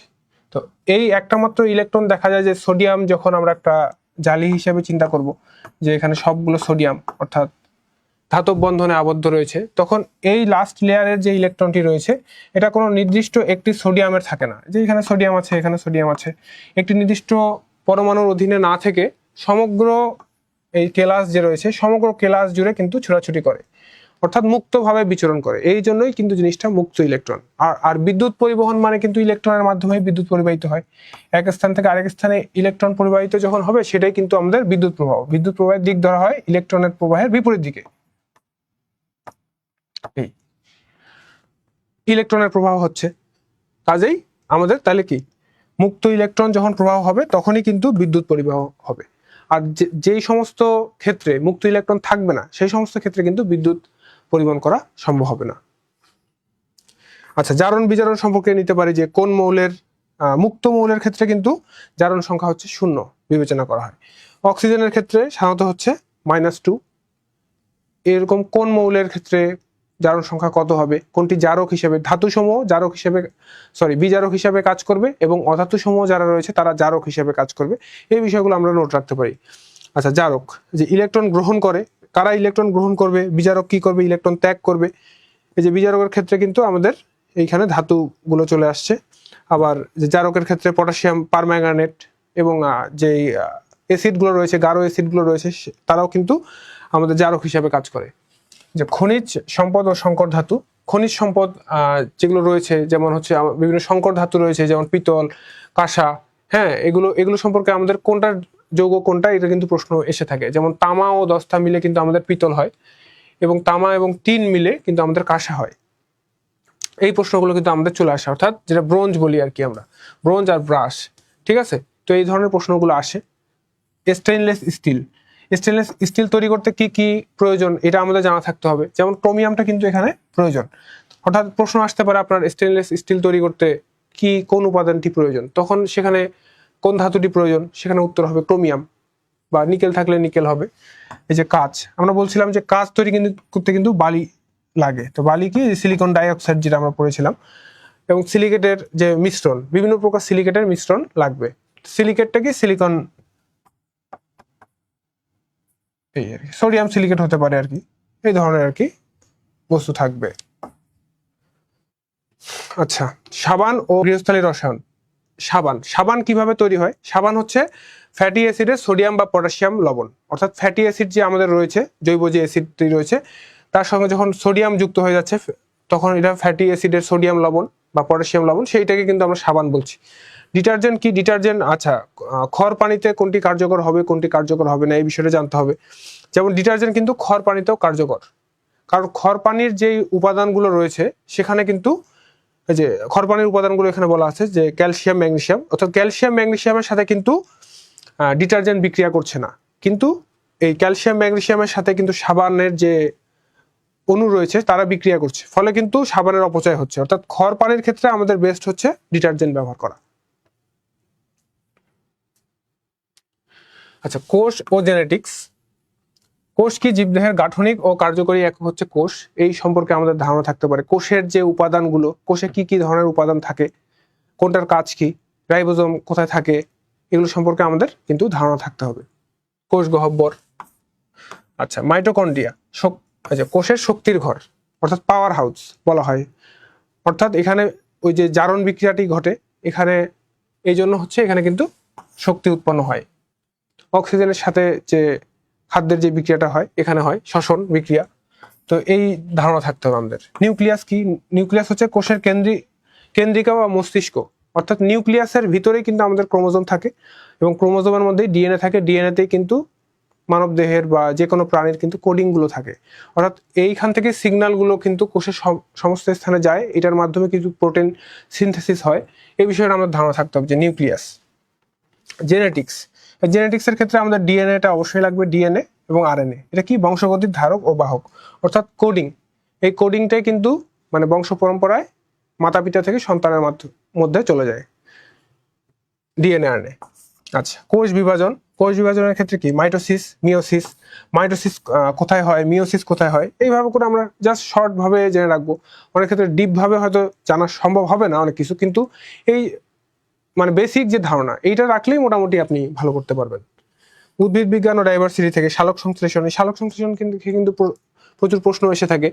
সূর্যালোক ব্যবহার করে কি করে, খাদ্য তৈরি করে, তাই না?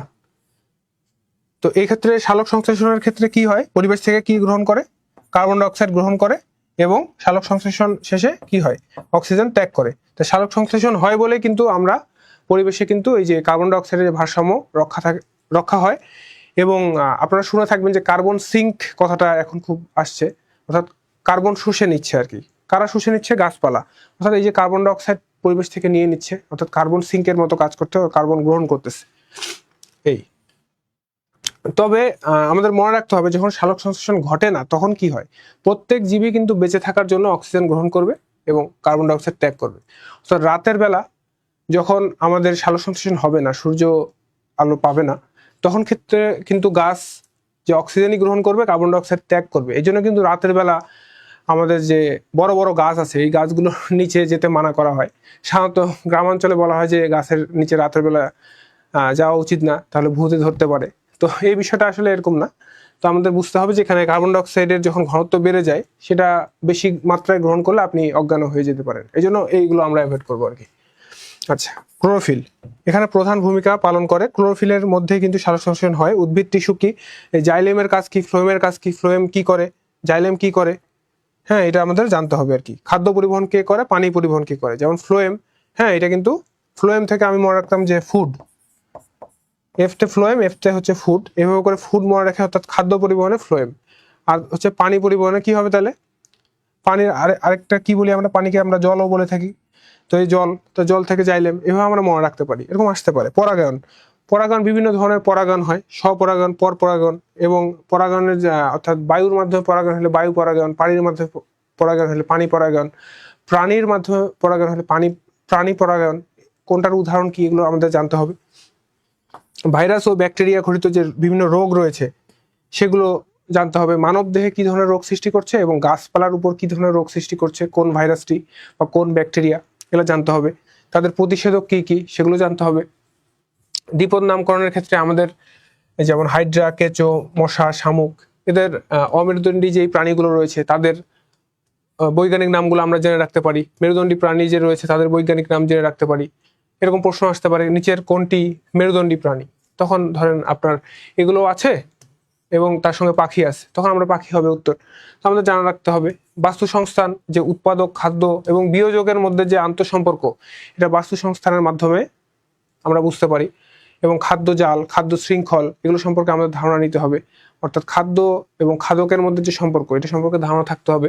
অণুজীব বিজ্ঞানে যে ভাইরাস, যে অকোষীয় বলা হচ্ছে ভাইরাসকে, কারণ কোষের জন্য যে উপাদানগুলো প্রয়োজন, নিউক্লিয়াস প্রয়োজন, এগুলো কিন্তু আমরা ভাইরাসের মধ্যে কিন্তু আমরা দেখতে পারবো না, অনুপস্থিত। এই জন্য হচ্ছে অকোষীয়। এবং ভাইরাস যখন জীবদেহে প্রবেশ করে তখন সেটা জীবনের লক্ষণসমূহ প্রকাশ করে, অর্থাৎ রেপ্লিকেশন ঘটে, একটি থেকে একাধিক ভাইরাস হয়। তো কিন্তু জীবদেহের বাইরে যখন যায় তখন কিন্তু এই উপযুক্ত পরিবেশ না পাওয়ার কারণে সেটা জড় পদার্থের ন্যায় আচরণ করে, অর্থাৎ জীবিত কোষেই বংশবৃদ্ধি করতে পারে। তো ব্যাকটেরিয়া কি, যে আদিকোষী এককোষী জীব। আচ্ছা, দই তৈরিতে যে ল্যাক্টোব্যাসিলাস ব্যবহৃত হয়। তো এখন এদের কিছু কিন্তু উপকারী দিকও রয়েছে। কিছু কিছু ব্যাকটেরিয়া কিন্তু আমাদের জন্য উপকারী, আবার কিছু ব্যাকটেরিয়া কিন্তু অপকারী। আমরা কিন্তু জানি যে আমাদের যে পাকস্থলী রয়েছে বা আমাদের যে ক্ষুদ্রান্ত বৃহদান্ত রয়েছে সেখানে কিন্তু বিভিন্ন ধরনের ব্যাকটেরিয়া থাকে। এগুলো কিন্তু আমাদের খাদ্যকে, হ্যাঁ, পাচন প্রক্রিয়া কিন্তু অনেক ব্যাকটেরিয়া রয়েছে সেগুলো সহায়তা করে থাকে। এদেরকে গুড ব্যাকটেরিয়া বলা হয়। গাট ব্যাকটেরিয়া যেগুলো রয়েছে সেগুলো সম্পর্কে আমাদের ধারণা থাকতে হবে। আবার দেখি যে অ্যান্টিবায়োটিক, ব্যাকটেরিয়ার বিরুদ্ধে এটা কি কিন্তু কার্যকর, কিন্তু ভাইরাসের বিরুদ্ধে কার্যকর নয়। আচ্ছা, এই বিষয়টি আমাদের জানতে হবে যে অনেক সময় আমাদের কিন্তু ভাইরাস জ্বর হয়। তো ভাইরাস জ্বরের ক্ষেত্রে যদি আমরা ডাক্তারের পরামর্শ না নিয়েই আমরা অ্যান্টিবায়োটিক কোর্স শুরু করি বা অ্যান্টিবায়োটিক খাই, তাহলে কিন্তু আসলে খুব একটা উপকার পাবো না। কারণ এখানে হচ্ছে ব্যাকটেরিয়ার বিরুদ্ধে কিন্তু অ্যান্টিবায়োটিক, নাম থেকে বুঝতে পারতেছি ব্যাকটেরিয়ার বিরুদ্ধে এটা কার্যকরী, কিন্তু ভাইরাসের বিরুদ্ধে কিন্তু কার্যকরী নয়। কাজে আমাদের ডাক্তারের পরামর্শ ছাড়া আমাদের অ্যান্টিবায়োটিক খাওয়া যাবে না। আচ্ছা, রক্ত সংবহন, এখানে যে লোহিত যে অক্সিজেন বহন করে, লোহিত কণিকা, আমাদের 3 ধরনের কণিকা রয়েছে আমরা জানি ব্লাডের মধ্যে। লোহিত কণিকা রয়েছে, শ্বেত রক্ত কণিকা রয়েছে, অনুচক্রিকা রয়েছে। তো এইভাবে শর্ট করে নোট করতে পারি যে অক্সিজেন পরিবহন করে কে, লোহিত রক্ত কণিকা, অর্থাৎ হিমোগ্লোবিন থাকে এখানে অক্সিজেন পরিবহন করে। শ্বেত যে কণিকাগুলো রয়েছে এগুলো হচ্ছে দেহের হচ্ছে প্রতিরক্ষা বা ডিফেন্স সিস্টেম। একটা দেশের প্রতিরক্ষা ব্যবস্থা যেমন রয়েছে, যেমন আমাদের আর্মি রয়েছে, তাই না? কাজেই এই ধরনের যে প্রতিরক্ষা ব্যবস্থা রয়েছে সেটা হলো শ্বেত রক্তকণিকা। আবার অনুচক্রিকা কি করে, রক্ত জমাট বাঁধায়।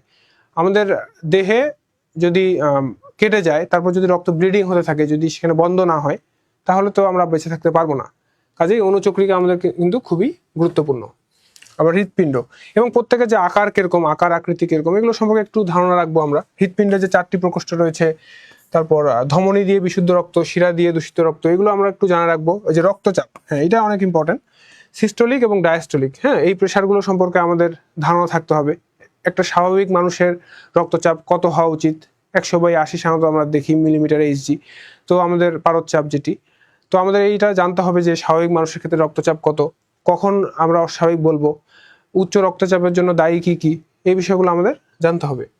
স্নায়ু ও হরমোন, স্নায়ুতন্ত্র মস্তিষ্ক মেরুদণ্ডতে রয়েছে, মেরুরজ্জু, নিউরন হচ্ছে একক। এইভাবে করে কিন্তু আমরা বিভিন্ন পয়েন্টগুলো নিতে পারি। আচ্ছা, এই যে খাদ্য, পুষ্টি ও ভিটামিন, এটা অনেক ইম্পর্টেন্ট। শর্করা, শর্করা কি করে, তাৎক্ষণিক শক্তি দেয়। আমিষ হচ্ছে দেহ গঠনে সহায়তা করে এবং ক্ষয়পূরণ করে। আর ভিটামিন হচ্ছে আমাদের যে ভিটামিনের যে অভাবজনিত বিভিন্ন রোগ, এই রোগগুলো থেকে কিন্তু আমাদের সহায়তা করে এবং দেহে বিভিন্ন বিক্রিয়া ঘটার জন্য সহায়ক পরিবেশ তৈরি করে। তো কোন ভিটামিনের অভাবে কি হয়, যে ভিটামিন সি এর অভাবে স্কারভি রোগ হয়, এরকম প্রশ্ন আসতে পারে। ভিটামিন ডি এর অভাবে কোন রোগ হয়, যে খনিজ উপাদান বিভিন্ন আয়োডিন, ক্যালসিয়াম, হ্যাঁ আয়রন, এটা রক্ত স্বল্পতা রোধে কি আমাদের আয়রন প্রয়োজন, কারণ হিমোগ্লোবিনের একটা প্রধান উপাদান হচ্ছে আমাদের আয়রন। এই বিষয়গুলো আমাদের জানা থাকতে হবে। ক্যালসিয়াম কখন প্রয়োজন, যেমন হাড়ের ক্ষয়ের ক্ষেত্রে ক্যালসিয়াম প্রয়োজন। আবার আমরা জানি যে আয়োডিন একটা খুবই গুরুত্বপূর্ণ উপাদান। এটার প্রভাবে এখন আমাদের লবণের সাথে হচ্ছে আয়োডিন যুক্ত করা হয়। তো আয়োডিনের অভাবে আমাদের বুদ্ধি প্রতিবন্ধিতা দেখা যায় শিশুদের মধ্যে এবং গলগণ্ড রোগ হয়। তো আমাদের এই বিষয়গুলো জানতে হবে যে কোন উপাদান ঠিক কি পরিমাণ লাগে। এগুলো খুবই কম পরিমাণে লাগে, কিন্তু এগুলো কিন্তু ভাইটাল। এগুলোর অভাবে কিন্তু অভাবজনিত বিভিন্ন ধরনের রোগগুলো সৃষ্টি হবে। যে রোগ ব্যাধি, সংক্রামক রোগের মধ্যে রয়েছে যক্ষা, পোলিও, এইডস, হেপাটাইটিস। টিকাদান, বিসিজি, বিসিজি টিকা কিসের এগেনস্টে দেওয়া হয়, ওপিভি কেন দেওয়া হয়, পোলিওর এগেনস্টে। তারপর ডিপিটি, তারপর হচ্ছে হামের টিকা কি কি, এই টিকাগুলোর নামগুলো, ফুল ফর্মগুলো, এগুলো আমরা মনে রাখবো। মা ও শিশু স্বাস্থ্য, আচ্ছা গর্ভাবস্থায় বাড়তি পুষ্টি ও আয়রন প্রয়োজন। হ্যাঁ, কোন সময়, গর্ভকালীন কোন সময় কোন ধরনের পুষ্টি উপাদানের ঘাটতি হতে পারে বা কোনটা প্রয়োজন, কোন ধরনের টিকা দেওয়া হয়, এগুলো ধারণা থাকতে হবে আমাদের। আচ্ছা, সংক্রামক রোগ জীবাণু রয়েছে, যেমন ভাইরাস ঘটিত কি কি রোগ, ব্যাকটেরিয়া ঘটিত কি কি রোগ, এগুলো এগুলো নিয়ে বিভিন্ন বইয়ে বিভিন্ন ধরনের ছন্দ পাওয়া যায়। তো আপনাদের যেটা ভালো লাগে সেইভাবে ছন্দ আকারে আপনি মুখস্থ রাখতে পারেন। তারপর ব্যাকটেরিয়া ঘটিত রোগ কোনটি, এগুলো সাধারণত খুবই কমন প্রশ্ন। ব্যাকটেরিয়া ঘটিত রোগ কোনটি, এখানে ভাইরাস ঘটিত 3টি থাকবে আর একটি থাকবে হচ্ছে আপনার ব্যাকটেরিয়া ঘটিত। তো অনেক সময় আমরা কনফিউজ হয়ে যাই, আমাদের মনে থাকে না অনেক সময়, এটা মনে রাখার চেষ্টা করবো। ছত্রাক ঘটিত কি হয়, দাঁত, চর্মরোগ বিভিন্ন ধরনের হয়ে থাকে। টিকা, এটা নিয়ে তো আমরা আলোচনা করলাম। এই যে পোলিও, ওপিভি হচ্ছে পোলিও, বিসিজি দেওয়া হয় যক্ষার জন্য, এই যে ডিপিটি, হ্যাঁ এগুলো আমরা জানবো। আবার জেনেটিক যে বিভিন্ন ডিজিজ রয়েছে, বর্ণান্ধতা কখন হবে, কালার ব্লাইন্ডনেস কখন হবে, তারপরে হচ্ছে থ্যালাসেমিয়া কখন হবে, তো বর্ণান্ধতা, এগুলো আমরা জানবো। এগুলোর মধ্যে কিন্তু অনেকগুলোই হচ্ছে সেক্স লিঙ্ক ডিজিজ রয়েছে, তাই না? এগুলো হচ্ছে আমাদের যে ক্রোমোজোম রয়েছে 23 জোড়া, তার মধ্যে 1 জোড়া কিন্তু হচ্ছে সন্তান পুরুষ বা নারী কোনটি হবে সেটা নির্ধারণ করে, তাই না? সেক্স ক্রোমোজোম যেটি রয়েছে, তাহলে এইটার মাধ্যমে বিভিন্ন রোগ, জেনেটিক রোগ ছড়ায়। তো সেই রোগগুলো সম্পর্কে ধারণা থাকতে হবে। আচ্ছা, এগুলোর জন্য যে বিভিন্ন প্রযুক্তি ব্যবহৃত হয়, যেমন এক্স রে, সিটি স্ক্যান, যেমন হাড় ও অভ্যন্তরীণ অঙ্গ দেখার জন্য কিন্তু আমাদের এক্স রে, সিটি স্ক্যান করতে হয়। ইসিজি, যে হৃৎপিণ্ডের বিট ও ছন্দরেখা দেখার জন্য কিন্তু আমরা যে ইকোকার্ডিওগ্রাম যে রয়েছে, ইকোকার্ডিওগ্রাম করে থাকি। তারপর এমআরআই মেশিন কখন ব্যবহার করি, তাই না? এগুলো সম্পর্কে আমাদের কিন্তু ধারণা থাকতে হবে এবং কোনখানে কোন প্রযুক্তি ব্যবহার করা হচ্ছে।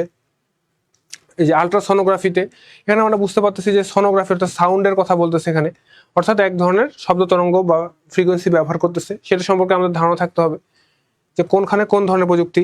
আচ্ছা, বিবর্তন, ডারউইনের বিবর্তনবাদ, তারপর বংশগতি, মেন্ডেলের বংশগতির যে বিভিন্ন সূত্রগুলো রয়েছে, এটা সম্পর্কে আমাদের জানতে হবে। তারপর ডিএনএ কেন টেস্ট করা হয়, ডিএনএ টেস্ট করা হয় বিভিন্ন ধরনের অপরাধী শনাক্তকরণের ক্ষেত্রে, কারণ একজনের ডিএনএর সাথে আরেকজনের ডিএনএ আমরা মিল খুঁজে পাবো না, অর্থাৎ এটা একটা ইউনিক বৈশিষ্ট্য আর কি। যেমন ফিঙ্গারপ্রিন্ট একটা ইউনিক বৈশিষ্ট্য, এক মানুষের ফিঙ্গারপ্রিন্টের সাথে আরেকজনের ফিঙ্গারপ্রিন্ট মিলবে না, ঠিক তেমনি কিন্তু আমরা ডিএনএ টেস্ট করি, হ্যাঁ, তার মাধ্যমে পিতৃত্ব নির্ণয় করি অনেক সময়। আচ্ছা, আচ্ছা, ইলেকট্রনিক্স উপাদান যেমন ডায়োড। ডায়োড কি করে? যে এসি কে ডিসিতে রূপান্তর করে। ডায়োডের কাজ কি, তাই না? রেকটিফাই করা। তো রেকটিফাইং যে বিষয়টা কি, যে রেকটিফায়ার, ডায়োড রেকটিফায়ার হিসেবে কাজ করে। তো রেকটিফায়ার জিনিসটা কি, এটা সম্পর্কে আমাদের ধারণা থাকতে হবে। অর্থাৎ এসি কে ডিসি ভোল্টেজ, অর্থাৎ এসি ভোল্টেজটা যদি আমরা দেখি, এসি হচ্ছে অর্ধেক সময় পজিটিভ দিকে থাকে, অর্ধেক সময় নেগেটিভ দিকে থাকে। অর্থাৎ প্রান্তগুলো সবসময় চেঞ্জ হয় আর কি, এটা হলো এসি। আর ডিসির ক্ষেত্রে জিনিসটা কি হয়, ডিসির ক্ষেত্রে ফ্ল্যাট হবে, ঠিক আছে, পজিটিভ থাকবে এবং ফ্ল্যাট। হ্যাঁ, এটার মানগুলো চেঞ্জ হয় না। এসির ক্ষেত্রে কিন্তু মানগুলো চেঞ্জ হয় এবং পজিটিভ নেগেটিভের দিকে আমাদের যাবে। তো রেকটিফায়ার যদি ইউজ করি, রেকটিফায়ার আমরা এইভাবে চিহ্ন দিয়ে প্রকাশ করে থাকি। আচ্ছা, এই তো এই যে রেকটিফায়ার যে ব্যবহার করি, রেকটিফায়ার কি করে, যে এসি যে ভোল্টেজটি রয়েছে সেটি হচ্ছে ডিসি, অর্থাৎ এইভাবে কনভার্ট করে ফেলে। অর্থাৎ এসি ভোল্টেজ কিন্তু বাসা বাড়িতে যে মেইন যে সুইচগুলো রয়েছে, সুইচ বোর্ডে কিন্তু এসি ভোল্টেজ রয়েছে। কিন্তু আমরা যখন ল্যাপটপ বা দেখা গেছে যে কম্পিউটার ব্যবহার করছি, টিভি ব্যবহার করছি, তখন কিন্তু রেকটিফাইং এর মাধ্যমে এসিকে ডিসিতে পরিণত করা হয়। তাছাড়া কিন্তু এই যন্ত্রগুলো অনেক সময় পরিচালনা করা সম্ভব হয় না। এই বিষয়টি জানতে হবে। ট্রানজিস্টর সিগন্যাল বিবর্ধক হিসেবে কাজ করে। তো এরকম প্রশ্ন আসতে পারে যে কোনটি সিগন্যাল বিবর্ধক হিসেবে কাজ করে, তাহলে এটা হবে হচ্ছে ট্রানজিস্টর। ট্রানজিস্টর কিন্তু অ্যাম্পলিফায়ার হিসেবে কাজ করে। অর্থাৎ আমরা যে মিউজিক যে বিভিন্ন সিস্টেম রয়েছে, সেখানে সাউন্ড যখন আমরা ভলিউম বৃদ্ধি করি, অর্থাৎ কি করি, আমরা হচ্ছে অ্যাম্পলিফাই করতেছি। এবং বিভিন্ন সিগন্যাল যখন দূরবর্তী স্থানে পাঠাতে হয়, তখন দেখা গেছে যে বায়ুর মাধ্যমে যাওয়ার মাধ্যমে সিগন্যালগুলো অনেক সময় দুর্বল হয়ে যায়, বিভিন্ন পদার্থের মাধ্যমে আঘাতপ্রাপ্ত হয়ে দুর্বল হয়ে যায়। এই সিগন্যালকে পরপর শক্তিশালী করতে হয়, তখন কিন্তু অ্যাম্পলিফাই করতে হয় আমাদের। অর্থাৎ আইসি, ইন্টিগ্রেটেড সার্কিট, অর্থাৎ ইন্টিগ্রেটেড সার্কিট দিয়ে কি তৈরি করা হয়, সিলিকন চিপের মধ্যে ইন্টিগ্রেটেড সার্কিট থাকে আর কি, ঠিক আছে। তো ইন্টিগ্রেটেড সার্কিটের মধ্যে কিন্তু বিভিন্ন ধরনের ট্রানজিস্টরগুলো যেগুলো রয়েছে, এরা কিন্তু খুব ক্ষুদ্র আকারে বসানো থাকে এবং অসংখ্য যে এরকম ট্রানজিস্টর রয়েছে, এগুলোর মাধ্যমে কিন্তু ইন্টিগ্রেটেড সার্কিট একটি তৈরি হয়। অর্ধপরিবাহী রয়েছে সিলিকন, জার্মেনিয়াম। তো অর্ধপরিবাহীগুলো সাধারণত 3 যোজি মৌল বা 5 যোজি মৌল হয়ে থাকে এবং 4 যোজি যে মৌলগুলো রয়েছে তাদের সাথে একে ডোপিং আকারে ব্যবহার করা হয় এবং বিভিন্ন ধরনের কিন্তু অর্ধপরিবাহী তৈরি করা হয়। তো অর্ধপরিবাহী তৈরি করা ছাড়া কিন্তু বিভিন্ন ধরনের আমরা চিপসগুলো তৈরি করেছি, কম্পিউটার চিপস, মোবাইলের যে চিপ রয়েছে, সার্কিটগুলো ক্ষুদ্র আকারের আইসি, এটা কিন্তু তৈরি করা সম্ভব হতো না। আচ্ছা, মহাকাশ গবেষণা আবিষ্কার। আচ্ছা, টেলিস্কোপ, দূরবীক্ষণ যন্ত্র, হ্যাঁ, গ্যালিলিও উদ্ভাবিত টেলিস্কোপ, ফোটন কণা, আলোর কোয়ান্টাম বা শক্তির প্যাকেট আকারে যে ফোটন কণা যায়, এগুলো আমাদের জানতে হবে। আপেক্ষিক তত্ত্ব সম্পর্কে জানতে হবে। তারপর কৃষি প্রযুক্তি রয়েছে, এপিকালচার, মৌমাছি পালন বিদ্যা, সেরিকালচার, রেশম চাষ, পিসিকালচার বলতে কি বোঝায়, এগুলো জাস্ট একটি নাম দিয়ে কি বোঝায় এটা আমাদের জানতে হবে। হর্টিকালচার বলতে কি, উদ্যান বা বাগান বিদ্যা বোঝায়, এটা জানতে হবে আমাদের। বিবিধ আবিষ্কার কি, লেজার। লেজার হচ্ছে উচ্চ ক্ষমতার আলোক রশ্মি, অর্থাৎ ফোটনকে সেখানে কিন্তু মানে হায়ার স্টেটে নিয়ে যাওয়া হয়, উত্তেজিত করা হয়, ফলে তার শক্তি বৃদ্ধি পায় এবং সেখান থেকে কিন্তু উচ্চ ক্ষমতার আলোক রশ্মি নির্গত হয়, যেটা লেজার। লাইট অ্যাম্পলিফিকেশন করা হয় আর কি। পারমাণবিক শক্তি, পরমাণু নিউক্লিয়াসের বিভাজন হয়, রেডিও অ্যাক্টিভিটিতে তেজস্ক্রিয়তা হয়, যেটা বেকারেল আবিষ্কার করেছে, এইভাবে। আচ্ছা, আমরা মোটামুটি শেষের দিকে চলে এসেছি আমাদের সেশনের। তো আমি এই পর্যায়ে কিছু অভিজ্ঞতা শেয়ার করতে চাই যে আমরা যারা সায়েন্স ব্যাকগ্রাউন্ডের না, তাদের ক্ষেত্রে আমরা কিভাবে প্রিপারেশনটা নিতে পারি, আবার সায়েন্স ব্যাকগ্রাউন্ডে যারা আছে তারা কিভাবে নিতে পারি।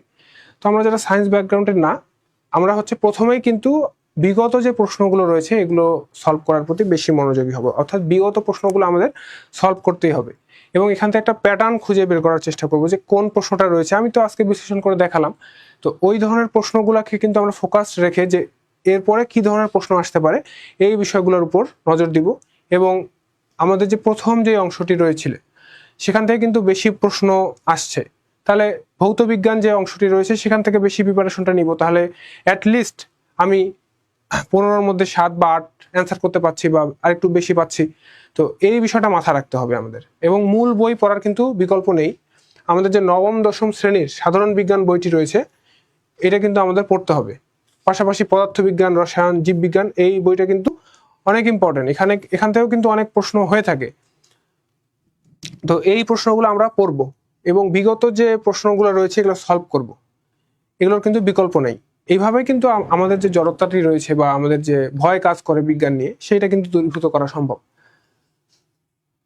পাশাপাশি আপনি আমাদের যে জেনেসিস বিসিএস কেয়ার রয়েছে, তাদের যে ম্যাটেরিয়ালগুলো রয়েছে সেগুলো অনেক উন্নত, সেগুলো আপনি প্রিপারেশনের সাথে রাখতে পারেন। এছাড়া বাজারের যে কোনো ডাইজেস্ট নিয়ে আপনি প্রথমে একটা প্রাথমিক প্রস্তুতি নেন, দেখেন কী ধরনের প্রশ্নগুলো আসছে, সেগুলো মুখস্থ রাখার জন্য নিজস্ব কিছু টেকনিক ডেভেলপ করেন, যে এই প্রশ্নটি বারবার আসছে, তাহলে আমি এটা কীভাবে মনে রাখতে পারি। সবটাই যে আপনার ক্লিয়ার ধারণা হয়ে যাবে বা বুঝতে পারবেন, এটা অনেক সময় হয়তো সম্ভব হয় না। তারপরও যতটুকু সম্ভব ভিজুয়ালাইজেশন করার চেষ্টা করতে হবে। একটা জিনিস পড়ছি, সেই জিনিসটা আমি ইন্টারনেটে সার্চ করলাম, সেই জিনিসটা ছবিটা দেখে নিলাম, তাহলে কিন্তু আমার পড়াটা কিন্তু খুব কম সময় হবে। কিন্তু আমি জাস্ট শুধু পড়ে গেলাম, রিডিং পড়ে গেলাম, কিন্তু জিনিসটা কি হচ্ছে বুঝলাম না, তাহলে আমরা বেশি দিন মনে রাখতে পারবো না। এই বিষয়টা কিন্তু আমাদের গুরুত্ব দিতে হবে আর কি।